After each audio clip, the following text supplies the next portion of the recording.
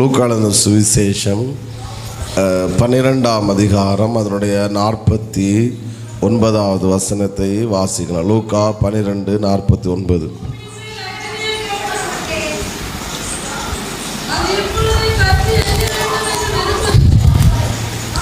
கடந்த வாரத்திலே தேவனுடைய சந்தோஷத்தை குறித்து நாம் தியானித்தோம். தேவன் எதில் சந்தோஷப்படுகிறார் என்று. அப்போது ஆண்டவரும் என்ன செய்கிறாரு? சந்தோஷப்படுகிறார். அவருக்கும் சந்தோஷம் வரும். ஸ்தோத்திரம். அது மட்டும் இல்லை, அவருக்கு துக்கம் உண்டாகும். இப்படி பல காரியங்களை நாம் கடந்த வாரத்தில் தியானித்தோம். ஆண்டவர் சந்தோஷப்படுகிற தேவன் மட்டுமல்ல, அவர் விரும்புகிற தேவனாகவும் இருக்கிறார். எப்படிப்பட்ட தேவனாக இருக்கிறார் சொல்லுங்க? விரும்புகிற தேவன். அப்போ அவருக்கும் விருப்பம் என்று கண்டிப்பாக உண்டு. இந்த வசனத்தில் அவர் சொல்லுகிறார், பூமியின் மேல் அக்னியை போட வந்தேன், அது இப்பொழுதே பற்றி எரிய வேண்டும் என்று நான் என்ன செய்கிறேன்? சத்தமாக சொல்லுங்க, விரும்புகிறேன். ஸ்தோத்திரம். ஆண்டவருக்கும் விருப்பம் உண்டு. அதை நாம் ஒருபோதும் மறந்து விடவே கூடாது. அப்போ ஆண்டவர் சந்தோஷப்படவும் செய்கிறாரு, ஆண்டவர் விரும்பவும் செய்கிறார். ஒரு அழிலே சொல்லுங்க பார்க்கலாம். ஸ்தோத்திரம். நம்முடைய ஆண்டவர் நம்முடைய விருப்பத்தை நிறைவேற்றுகிறார். அது ஒரு பக்கம். மத்தேயு 15:28 கானானிய ஸ்திரீயை பார்த்து சொல்லுகிறார், ஸ்திரீயே உன் விசுவாசம் பெரிது, நீ விரும்புகிறபடி உனக்கு அப்போ விருப்பத்தை நிறைவேற்றுகிறார். அந்த பர்த்திமேயு குருடன் ஆண்டவரை பார்த்து சத்தம் போட்டு கூப்பிடுகிறான், தாவீதின் குமாரனே எனக்கு இறங்க வேண்டும். அப்போது ஆண்டவர் கேட்குறார், நான் உனக்கு என்ன செய்ய வேண்டும்? அப்போ அவன் சொல்கிறான், நான் பார்வையிடேன். அப்போ அவனுடைய விருப்பத்தை சொல்கிறான். சொன்ன உடனே அவனுக்கு கர்த்தர் பார்வையடைய செய்கிறார். அவன் பார்வை அடைந்து அவருக்கு பின்பாக செல்லுகிறார். அப்போது அவனுடைய விருப்பத்தை நிறைவேற்றுகிறார். நான் தைரியமாக சொல்லுகிறேன், ஆண்டவர் நம்முடைய விருப்பத்தை நிறைவேற்றுகிற தேவனாக இருக்கிறார். எத்தனை பேர் ஆமேன் சொல்லுகிறீர்கள்? ஆனால் அது ஒரு பக்கம் இருந்தாலும் நான் அடுத்த பக்கம் தியானிக்கிறோம். இயேசுவுக்கும் விருப்பங்கள் உண்டு என்பதை நாம் என்ன செய்ய வேண்டும்? அறிய வேண்டும். நான் புரிந்து கொள்ளணும். அவருக்கும் விருப்பம் என்ன செய்யுது? உண்டு. ஆமென். ஆனால் இன்றைக்கு அநேகர் எதை எதிர்பார்க்குறாங்கன்னா, இயேசு என்னுடைய விருப்பத்தை என்ன செய்ய வேண்டும்? நிறைவேற்ற வேண்டும். ஆவிக்குரிய வாழ்க்கையின் உன்னத அனுபவம் என்பது என்னுடைய விருப்பங்கள் மாறி தேவனுடைய விருப்பம் என்னுடைய விருப்பமாய் மாற வேண்டும் என்பதுதான் ஆவிக்குரிய வாழ்வின் உன்னத அனுபவம். நான் சொல்கிற புரியுதா? அதாவது எனக்கு நிறைய விருப்பம் இருக்குது. ஆனால் இப்போ பாருங்கள், சில திருமணமான புதுசில் கணவன் மனைவி எல்லாம் இருக்கும்போது அவங்களுக்கு பயங்கர விருப்பம் இருக்கும். அதெல்லாம் அங்கே போகணும், இங்கே போகணும், அது வாங்கணும், இது சாப்பிடணும் விருப்பம் இருக்குது. கொஞ்ச நாட்கள் தாண்டி குழந்தை பிறந்த உடனே அவங்க விருப்பம் எல்லாம் அப்படியே டவுன் ஆகும். அடுத்து அவங்க விருப்பம் எல்லாம் எதுவாக இருக்குன்னா, பிள்ளையினுடைய விருப்பத்தை நிறைவேற்றுவதுதான் பெற்றோருடைய விருப்பமாய் மாறிவிடும். அப்படி தானே? அவங்களுக்கு துணி எடுத்து கொடுக்கணும். கிறிஸ்மஸ் வரும்போது திருமணமான புதுசில் மனைவி என்ன எதிர்பார்ப்பாங்க? எனக்கு துணி எடுத்து தரணும்னு. ஆனால் நல்லது தான். ஆனால் கொஞ்ச நாள் தாண்டி குழந்தை பிறந்து வளரும்போது என்ன நினைப்பாங்க? எனக்கு துணி இல்லாட்டாலும் பரவாயில்ல, யாருக்கு துணி வந்துடணும்? பிள்ளைகளுக்கு வந்துடணும். பார்த்தீங்களா?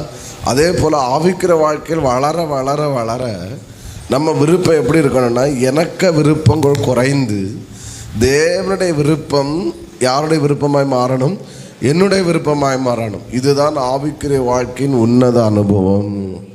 சத்தமாக ஒரு அலையிலேயே சொல்லுங்க பார்க்கலாம். அடுத்து, இயேசுனுடைய விருப்பமும் என்னுடைய விருப்பமும் இணையும் போது அற்புதங்கள் நடக்கிறது. அங்கே எழுப்புதல் வெடிக்கிறது. ஆமே. எப்படி ஒரு தீப்பெட்டியிலே அந்த மருந்தும் அந்த தீக்குச்சியும் உரசும் போது எப்படி தீ பற்றி பிடிக்குதோ, அதே போல் இயேசுனுடைய விருப்பமும் என்னுடைய விருப்பமும் இணையும் போது அங்கே என்ன நடக்குது? அற்புதங்கள் நடக்கிறது, எழுப்புதல் வெடிக்கிறது, அந்த இடத்திலே அசாதாரணமான கிரியைகள் வெளிப்படுகிறது. சில இடங்களில் புருஷனுக்கு ஒரு விருப்பம் இருக்கும், மனைவிக்கு இன்னொரு விருப்பம் இருக்கும். அப்போது அங்கே சண்டை தான் நடக்கும். ஆனால் எப்போ சமாதானம், சந்தோஷம், மகிழ்ச்சி உண்டாகுன்னா புருஷனுடைய விருப்பமும் மனைவியுடைய விருப்பமும் ஒரே விருப்பமாய் மாறும்போது அங்கே ஒரு மனம் உண்டாகிறது, சந்தோஷம் உண்டாகிறது, அங்கே மகிழ்ச்சி உண்டாகிறது. எல்லாவற்றுக்கு மேலாய் அவர்கள் விரும்புகிற காரியம் அங்கே நடக்கிறது, அங்கே நிறைவேறுகிறது.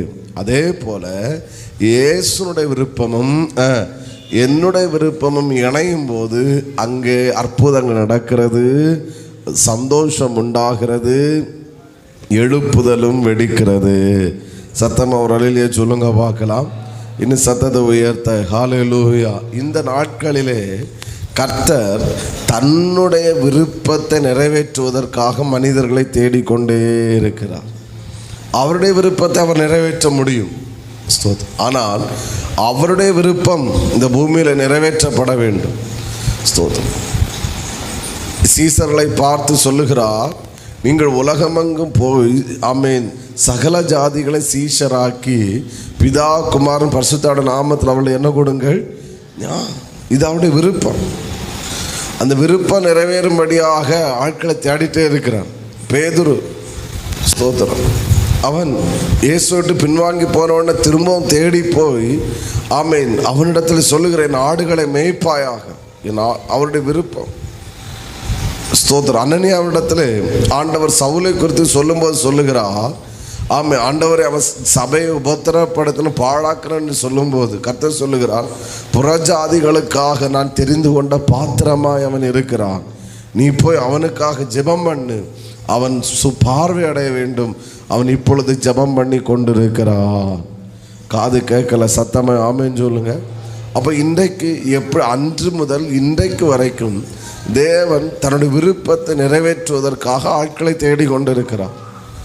இங்கேயும் சிலரை கர்த்தர் தேடிக்கொண்டிருக்கிறாரு.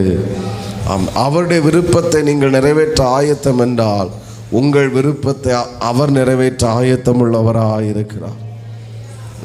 சத்தமாக ஒரு ஆமென் சொல்லுங்க பார்க்குறோம். என்னை காலையில் அந்த சவுல் ராஜாவை குறித்து படித்துட்டு இருந்தேன்.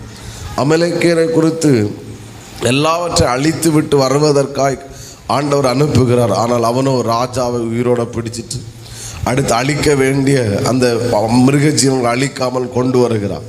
அப்போ ஆண்டவர் சாமுவேலிடத்தில் சொல்லுகிறார், சவுலை ராஜாவா ஏற்படுத்தினதற்கு நான் மனஸ்தாபப்படுகிறேன் அப்படி.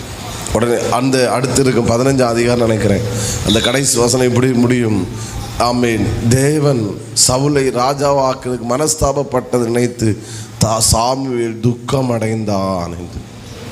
புரிகிறவங்க ஒரு அலையிலே சொல்லுங்க பார்க்கலாம்.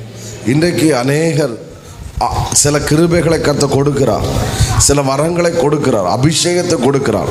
அதை அவர்கள் மிஸ்யூஸ் பண்ணும்போது, அதை நிறைவேற்றாமல் போகும்போது, அதை தவறான விதத்தில் பயன்படுத்தும் போது தேவன் அந்த நபர்களை குறித்து மனஸ்தாபப்படுகிறார். தேவன் அந்த நபர்களை குறித்து துக்கப்படுகிறார். புரிகிறவங்க ஒரு அலையிலே சொல்லுங்க பார்க்கலாம். இன்றைக்கு நான் சொல்லுகிறேன், இங்கே இருக்கிற சிலரை குறித்து அவருடைய விருப்பம் இருக்கிறது. நீங்கள் அர்ப்பணித்தால் அவர் மூலம் உங்கள் விருப்பம் நிறைவேற்றப்படும். ஆமென். சத்தமாக ஒரு அலையிலே சொல்லுங்க பார்க்கலாம். இப்போ அடுத்த ஒரு கேள்வி, அவருடைய விருப்பத்தை அவரால் நிறைவேற்ற முடியாதா? அவருடைய விருப்பத்தை அவரால் நிறைவேற்ற முடியும். நான் சொல்லுகிற இந்த வார்த்தை ரொம்ப முக்கியம். தேவனுடைய விருப்பம் என் மூலம் நிறைவேற்றப்படும் போது என்னிடத்திலிருந்து தேவன் வெளிப்படுகிறவராயிருக்கிறார். தேவனுடைய விருப்பம் என் மூலம் நிறைவேற்றப்படும் போது என்னை குறித்த தேவ திட்டம் நிறைவேறுகிறதா இருக்கிறது.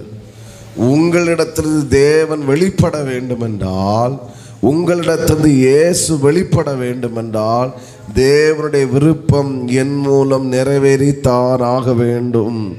தேவனுடைய விருப்பம் என் மூலம் நிறைவேற்றப்பட்டு தான் ஆக வேண்டும். ஆண்டவர் ஸ்தோத்திரம். அற்புதங்கள் அவர் செய்ய முடியும்.